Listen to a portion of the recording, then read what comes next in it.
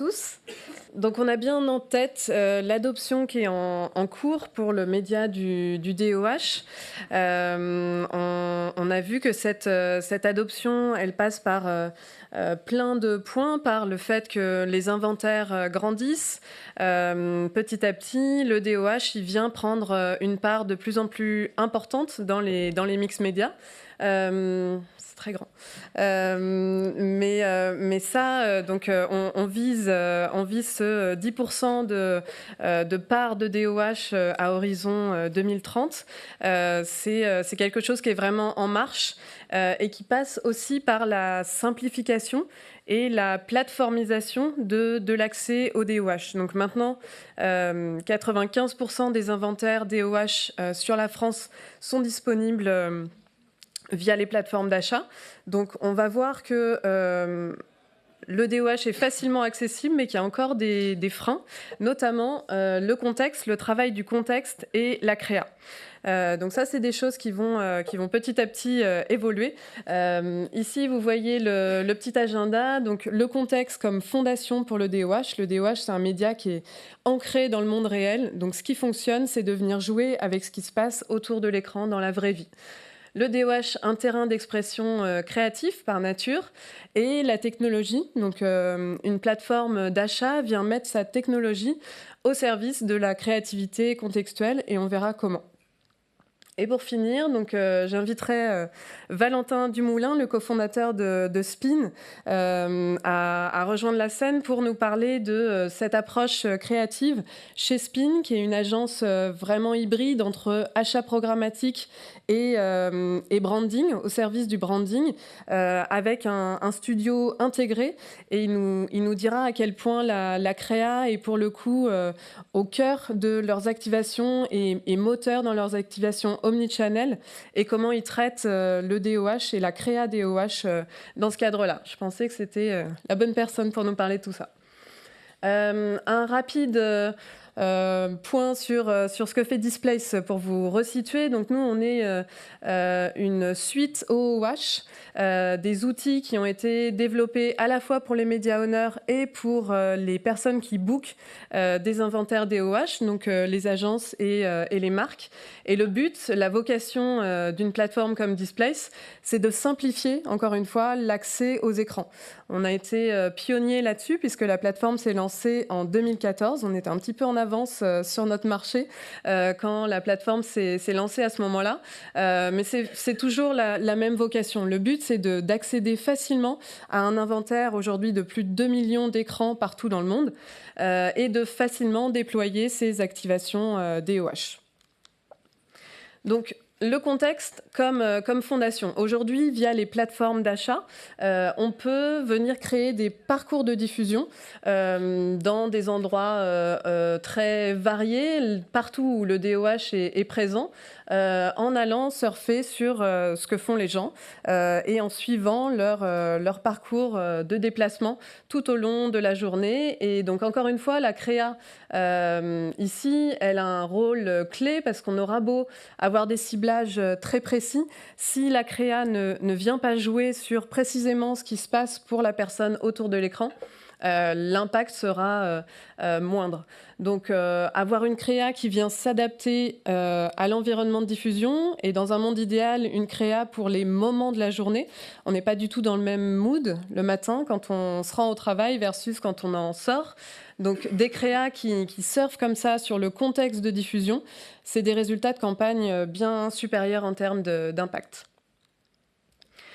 Au-delà de cette facilitation d'accès aux écrans DOH, on est venu rajouter des fonctionnalités sur les plateformes d'achat DOH. Donc ici, vous voyez les acteurs data avec lesquels on travaille nous. Mais l'idée, globalement, c'est de pouvoir être sur un achat drivé par la data et avoir des ciblages à l'audience très pointus. Donc la méthodologie, vous le savez, le DOH, c'est pas un média qui expose une personne. Donc, on vient scorer les écrans selon les déplacements des gens autour de ces écrans. Comme on le disait avant, tout ça en mode RGPD friendly, évidemment. Mais donc, l'achat va se faire en live. En live, au moment où on reçoit la disponibilité de l'écran, on saura aussi quel score il présente sur le segment d'audience qui nous intéresse. Donc ça, c'est des choses qui sont déterminées en pré-bid au moment du setup de la campagne sur une plateforme d'achat. Mais c'est vraiment quelque chose qui est live et qui va venir déclencher l'achat seulement si l'écran surpondère sur la catégorie d'audience qui nous intéresse. Donc tout ça va permettre d'aller au-delà de simplement trouver les bons écrans en local pour assurer une ouverture de magasin, en multilocal pour, on parlait tout à l'heure de Kiabi, pour assurer la visibilité autour de chacun des Kiabi, en multilocal à échelle nationale, ou on peut aussi imaginer des activations évidemment à échelle internationale où on vient activer plusieurs marchés en même temps. Et on peut rajouter cette couche de data pour venir rendre la prise de parole la plus pointue possible en fonction de l'audience. L'achat, maintenant, il se fait à l'audience et non pas simplement sur l'emplacement de l'écran. Donc ici, vous avez un exemple de campagne. Je vous invite à flasher ce QR code, un exemple de campagne pour Ubisoft, qui a fait la promotion de son jeu Just Dance 2026 en décembre. C'était une campagne multimarché qu'on a déployée dans 4 marchés différents et sur laquelle on est venu ajouter de la notion d'audience, puisque uniquement les écrans qui surpondéraient sur des fans de jeux vidéo étaient activés en live. Et ce qui est bien et ce qui nous intéresse aujourd'hui, c'est cette créa, le fait que ça reprenne le point de vente précis aux alentours de l'écran, et ça à échelle internationale. Systématiquement, la personne qui passait devant l'écran pouvait être redirigée vers le magasin le plus proche de l'écran.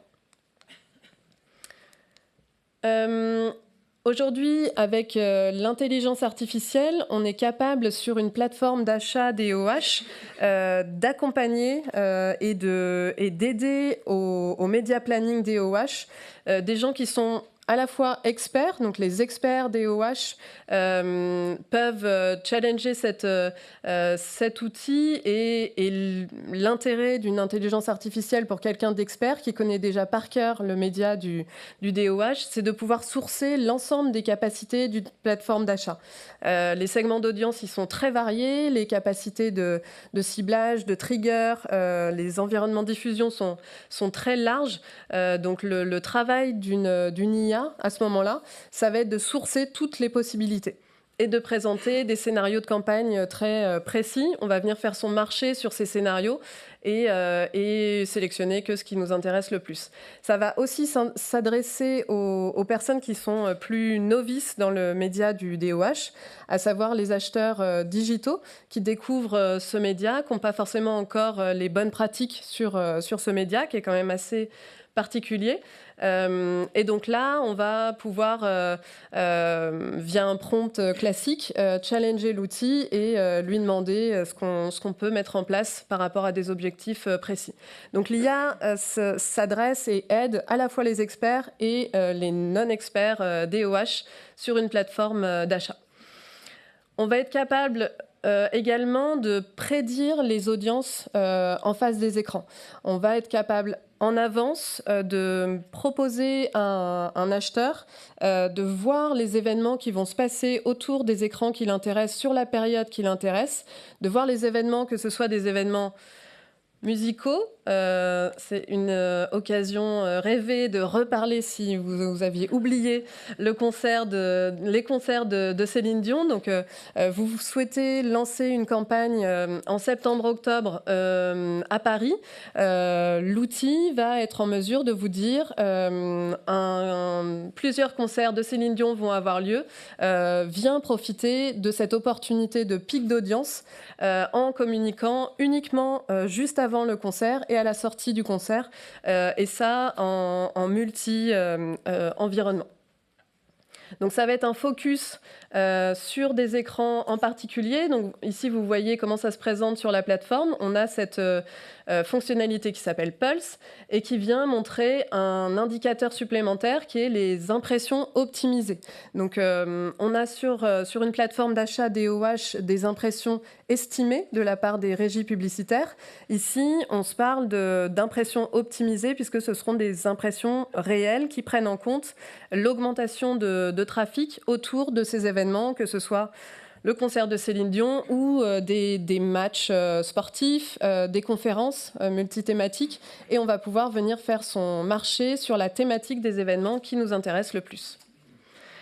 Le DOH donc, est un terrain d'expression créative par essence. Donc, déjà, c'est un média qui domine la bataille de l'attention. C'est ça qu'on recherche énormément dans une campagne média. Donc, en DOH, c'est 4,5 secondes d'attention qui est portée à ce média.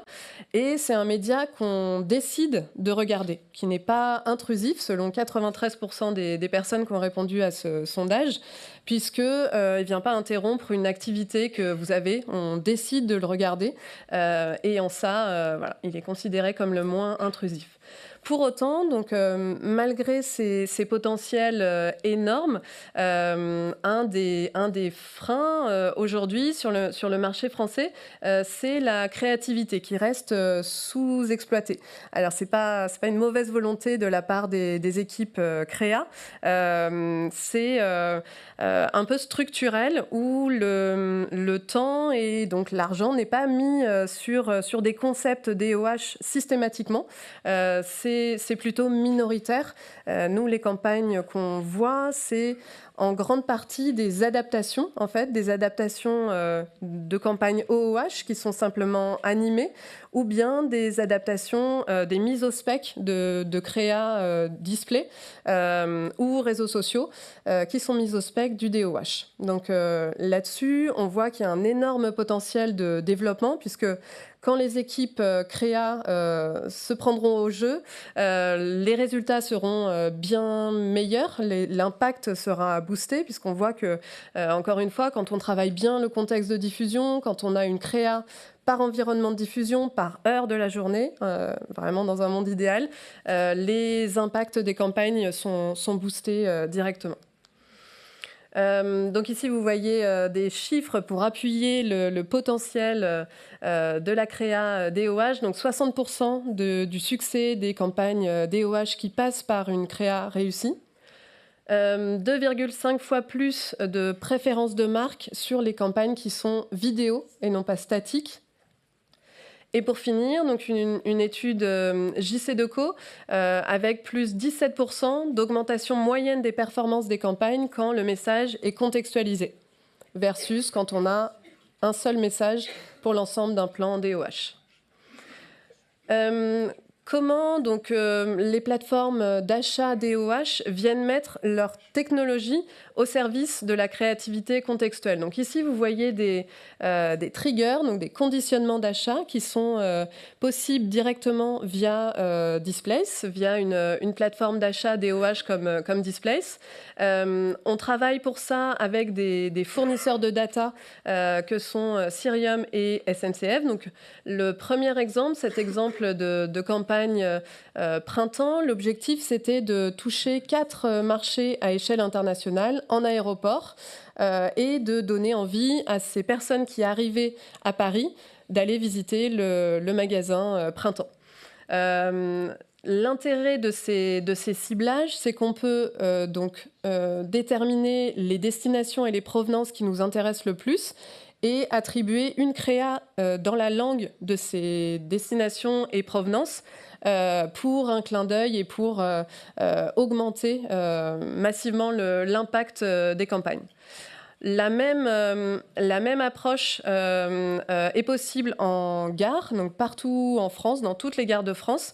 On vient créer des parcours de diffusion sur mesure en fonction de là d'où viennent les gens et là où partent les gens. Alors, ça peut être très niche si on imagine simplement tous les trains qui partent de Marseille et qui vont à Paris. Il faut imaginer ça un peu plus largement avec des thématiques de déplacement. On peut aller préempter des déplacements quotidiens. On peut aller préempter des départs en week-end, des départs en vacances, des départs au ski, des départs sur la côte. On vient thématiser les déplacements et on attribue une créa dédiée à chacun de ces déplacements pour augmenter encore une fois l'impact des campagnes. D'autres exemples de triggers, donc l'heure et le lieu. Ici, vous voyez la campagne Uber qui a été diffusée au Brésil et qui venait en fait en fonction de ce qui se passait autour de l'écran, donc en termes de météo par rapport à l'heure qu'il était, mettre en avant les atouts de prendre un Uber, les avantages de prendre un Uber. Donc il fait 32 degrés, profitez de la climatisation d'un Uber, il pleut, profitez du confort d'un Uber, il est super tard, profitez de l'aspect sécuritaire d'un Uber. Donc c'était 70 créas différentes qui étaient appelées en fonction du contexte météo et de l'heure autour de l'écran. La météo, bon, de façon très classique, mais c'est toujours bien de le rappeler, on peut très facilement, via une plateforme d'achat DOH, venir déterminer une typologie de tenue appelée en fonction du temps qu'il fait. Donc ici, une tenue très estivale quand il fait beau, une tenue plus couverte s'il pleut. Ça, c'était pour l'annonceur Meyer Lane, un annonceur retail mode belge. Et le dernier, en fonction du niveau de carbone, on peut avoir des logiques très fil rouge, des présences annuelles, par exemple pour des constructeurs de voitures électriques qui souhaiteraient prendre la parole seulement quand il y a un pic de pollution autour de l'écran. Ici, donc, vous pouvez flasher ce QR code pour voir la campagne Uber dans son intégralité. La DCO, donc on en a entendu parler ce matin. La DCO, ça reste assez théorique sur le marché français. L'adoption, il n'est pas énorme. Ça permet de parler de DOH, de parler de son aspect très tactique et très dynamique. On peut donc générer des créas en live. Ici, la banque belge KeyTrade, sur un flux externe, donc une API externe, on vient reprendre les résultats d'un match en temps réel. Ça peut être aussi sur un flux interne. L'exemple à droite, c'est pour Veolia. Veolia qui sensibilisait de façon très locale en fonction de la situation environnementale de la localité. En temps de sécheresse ou de forte pluie, le message était adapté systématiquement. Ça peut être des choses, en vrai, les possibilités, elles sont à l'infini. Je pense que Valentin va en parler. On peut imaginer se connecter à des flux de stock et venir présenter le produit seulement s'il est suffisamment disponible dans la boutique la plus proche de l'écran. Ça, c'est des choses assez techniques qui nécessitent un petit temps d'adaptation. On ne lance pas ces campagnes-là en quelques heures comme les campagnes classiques, mais c'est des choses qu'on est tout à fait capable de faire et sur lesquelles on peut accompagner sans problème. Comment on peut étendre cette logique créative à d'autres environnements où la créativité est déjà très forte, en l'occurrence les réseaux sociaux. Donc la rue et votre nouveau feed, ça c'est ce que déclarent 65% des interrogés d'une enquête TikTok. Ils aimeraient voir des contenus OOH et DOH qui ressemblent à leur contenu TikTok.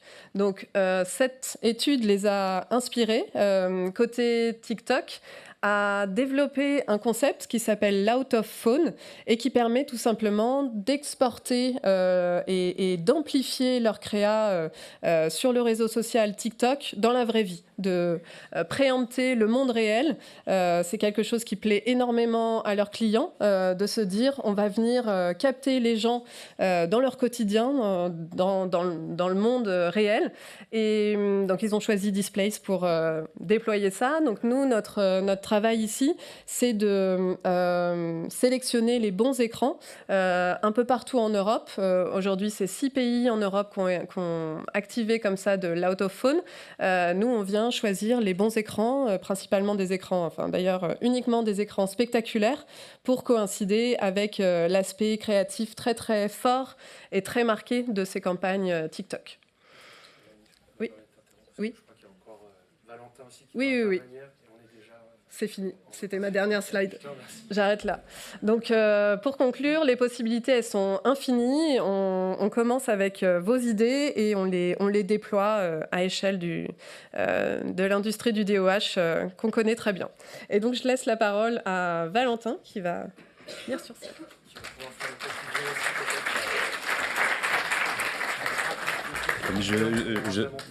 Je serai rapide, je serai peu. Je me présente, je suis cofondateur de l'agence PIN, l'agence programmatique et créative du groupe Cosmo 5. Et nous, notre job, c'est d'accompagner des marques internationales à déployer des dispositifs larges où le DOH est une brique. On pourrait retrouver de la CTV, de la vidéo, de l'audio, du gaming. Et en fait, nous, le DOH, on aime beaucoup ça, notamment grâce à sa capacité à pouvoir nous laisser être un bac à sable créatif hyper dense. Quand on réfléchit au DOH, on trouve des écrans de toutes formes, Mélanie en a parlé, de toute taille, dans des endroits très différents. On va pouvoir toucher des personnes qui sont très différentes. Mais le point commun de tout ça, et finalement c'est vrai sur toutes les plateformes, c'est comment est-ce qu'on arrive à décrypter les codes des plateformes et se dire comment est-ce qu'on arrive à développer des protocoles créatifs qui vont répondre aux usages des personnes qu'on touche. Et en fait, c'est des personnes qui sont soit en train d'attendre, qui potentiellement s'ennuient, soit des personnes qui sont en mouvement et qui ont besoin qu'on leur attrape le regard. Et en fait, ce que disait Mélanie est très vrai. Parce que quand on regarde aujourd'hui le DOH, souvent c'est du display statique, c'est pas très inspirant, ça ne gère pas le regard. Et donc, il y a plein de questions qui vont se poser après, de se dire comment est-ce qu'on mesure, comment est-ce qu'on tire le plein potentiel de la performance, est-ce que c'est performant, est-ce que ça m'apporte quelque chose. En fait, on a loupé peut-être l'étape du démarrage qui est de se dire comment est-ce que je passe un vrai message et comment est-ce que je tire le plein potentiel de ce que me donnent les écrans. C'est comme si on faisait un marathon, qu'on était ultra préparé, on est un athlète de haut niveau, mais on y va sans chaussures, sans eau et avec rien à manger sur le chemin. Donc c'est exactement ça la philosophie, et se dire que pour une campagne, en fait, on peut imaginer plusieurs couches, plusieurs layers créatifs qui vont nous permettre de tirer le plein potentiel des plateformes. Je vous donne un exemple d'un client outdoor qu'on a accompagné. On a pu faire plein de choses avec eux, mais à la fois du DOH impactant, disons en étant présent à Citadium, en étant présent gare de Waterloo à Londres, mais également du DOH beaucoup plus tactique, présent dans des gares qui mènent à la montagne, partout en Europe, donc avec un message créatif vidéo qui est adéquate, basée sur la météo, basée sur les arrivées de train, pour avoir vraiment une synchronisation technologique derrière. Du Drive to Store, notamment en Espagne, puisqu'ils étaient distribués chez Corto Inglés. Donc, avec du coup toute une autre logique. Et en fait, au sein d'une même campagne, on voit qu'on a des layers qui vont être différents d'un point de vue technologique, créatif. Donc, c'est quelque chose qui est hyper important. Et quand on regarde le State of the Nation, j'ai fait mes devoirs, on se rend compte que 46% des annonceurs déclarent que le premier frein pour eux, en fait, c'est la créa en DOH. Et donc, c'est vrai que ça prend du temps, c'est vrai que ça demande des efforts, mais c'est absolument incontournable si on a envie de pouvoir tirer de la performance. Et il n'y a pas de bonne performance et de bonne campagne sans une bonne créa au démarrage. Et je pense que là, j'enfonce une porte ouverte en disant ça. Je termine en disant que pour nous, l'accélérateur, en fait, au-delà du fait qu'on soit une agence, qu'on a un studio intégré, c'est l'IA. Et aujourd'hui, l'IA nous permet de doper nos capacités créatives pour l'ensemble de nos clients et d'être capable d'amplifier tout ce qu'on est capable de faire. Et donc d'un protocole complexe où c'est 40, 50, 60 déclinaisons à faire, parfois peu de temps, et c'est votre quotidien en tout cas, on arrive à avoir de la déclinaison standardisée, beaucoup plus rapide, photoréaliste, de très bonne qualité grâce à l'IA. Et donc nous on voit un petit peu le futur qui s'écrit pour le DOH, mais pas que, à travers ces possibilités-là. Donc, mon message, c'est penser créa. Le DOH est un formidable terrain de jeu pour ça. Et c'est comme ça qu'on arrive à développer tout son potentiel. Merci beaucoup.